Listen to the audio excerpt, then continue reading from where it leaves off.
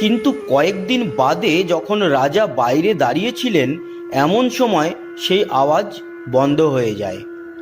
অত্যুৎসাহী রাজা আর রানী কৌতূহল সম্বরণ করতে না পেরে দরজা খুলে ভিতরে প্রবেশ করেন।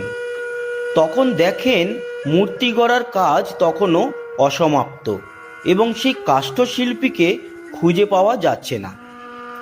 আসলে ওই রহস্যময় কাষ্ঠশিল্পী ছিলেন স্বয়ং বিশ্বকর্মা। মূর্তির হস্ত পদ নির্মিত হয়নি বলে রাজা খুব বিমর্ষ হয়ে পড়েন। পাশাপাশি কাজে বাধা দানের জন্য অনুতাপও করতে থাকেন। তখন দেবর্ষি নারদ তার সম্মুখে আবির্ভাব হন এবং রাজাকে সান্ত্বনা দিয়ে বলেন, এই অর্ধসমাপ্ত মূর্তি পরমেশ্বরের এক স্বীকৃত স্বরূপ। এই রূপে বিগ্রহে প্রাণ প্রতিষ্ঠা করে জগন্নাথ দেবের